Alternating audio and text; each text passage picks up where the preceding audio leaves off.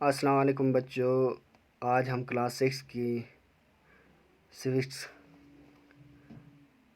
का लेसन पंचायती राज इन जे.एंड.के पढ़ेंगे। तो बच्चों आइए शुरू करते हैं।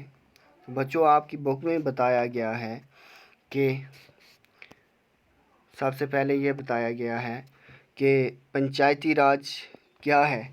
पंचायती राज एक ऐसा डेमोक्रेटिक सेटअप में ऐसे राइट्स हैं जो सिटीजन्स को दिए जाते हैं ताकि जो ब्यूरोक्रेटिक सेटअप है उसमें और आम लोगों में जो गैप है वो गैप ख़त्म हो जाए और उनकी बात हुकूमत तक डायरेक्टली पहुँचे और वो अपने डेमोक्रेटिक सेटअप में जो एक ब्रिज का काम करते हैं ताकि वो गली मोहल्ला गांव या कस्बा से डायरेक्ट वो अपने मामलात अपने ज़रूरियात को हुकूमत तक पहुंचा सकें। यानी ये एक ब्रिज का काम करता है।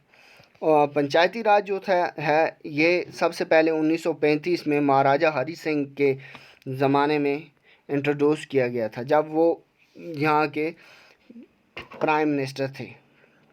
जब उनका रूल था 1935 में तब ये लाया गया था। इसका मेन मकसद ये था कि एक तो रेवेन्यू कलेक्शन था और उनके सिस्टम में ये था कि वेलफेयर स्कीम्स जो हैं चाहे वो रोड मेंटेनेंस का हो, ट्री प्लांटिंग का हो, हॉस्पिटल्स का हो, स्कूल्स का हो और बाकी जो स्कीम्स हैं गवर्नमेंट की उनको लागू करना हो, वो सब किस में था, वो महाराजा हरि सिंह के ज़माने में इसलिए इसको लाया गया था ताकि लोगों से रेवेन्यू कलेक्ट किए जाए कलेक्शन के लिए भी और उनके वेलफेयर के लिए जो स्कीम्स हैं वो तेज़ी से या जल्दी से उन तक पहुँचे या उनका फ़ायदा उनको पहुँचे।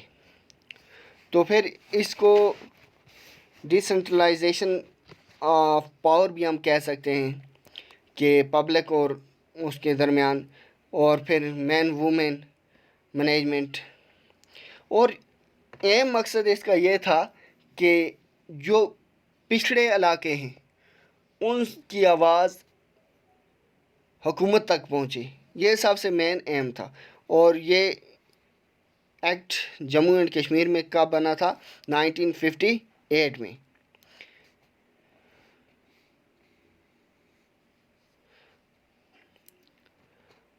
फिर बाद में इसमें एक इन्हांसमेंट की गई enactment of Panchayati Raj act 1989 along with Panchayati Raj और इसको फिर कनेक्ट किया गया कब? पंचायती राज के साथ 1989 में।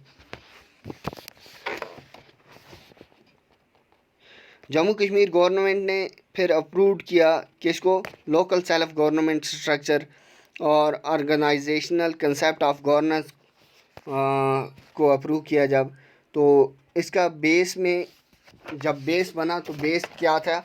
तीन तरह के सिस्टम को, थ्री टायर सिस्टम को अपनाया गया। थ्री टायर सिस्टम क्या था? पहला था बच्चों हल्का पंचायत यानी विलेज लेवल तक, फिर ब्लॉक डेवलपमेंट कौंसल यानी बीडीसी यानी ब्लॉक लेवल तक, और तीसरा district planning and development board DPBD यानी ये डिस्ट्रिक्ट लेवल। पहला किस पे? विलेज लेवल पे, दूसरा आ गया ब्लॉक लेवल पे, फिर आ गया डिस्ट्रिक्ट लेवल पे। फिर ये तीन तरह की क्या की ये थी? थ्री टायर सिस्टम इंट्रोड्यूस किया गया था। अब आगे बढ़ते हैं तो बच्चों इसका स्ट्रक्चर जानते हैं। हल्का पंचायत में क्या होता है? हल्का पंचायत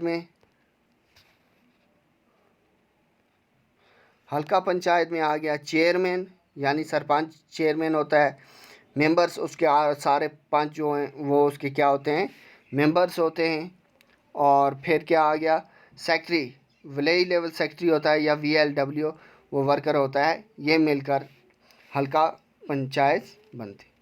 फिर आ गया block development council. Block development council में चेयरमैन होता है elected from all sarpanch and panch और सरपंच मिल के एक चेयरमैन चुनते हैं और उसको क्या कहते हैं? ब्लॉक डेवलपमेंट कौंसल, उसका हेड वही होता है, चेयरमैन होता है बीडीसी का।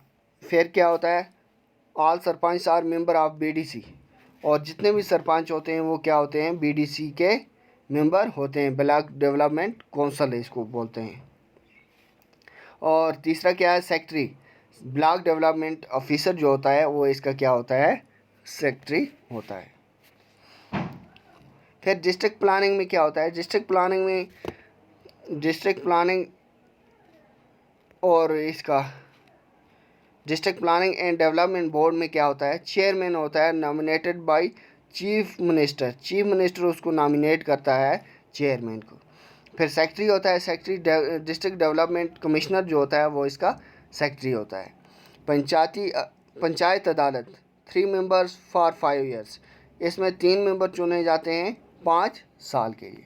तो बच्चों आज के लिए इतना ही, नेक्स्ट वीडियो में हम आगे यही सबक आगे जारी रखेंगे, तब तक के लिए अल्लाह हाफ़िज़।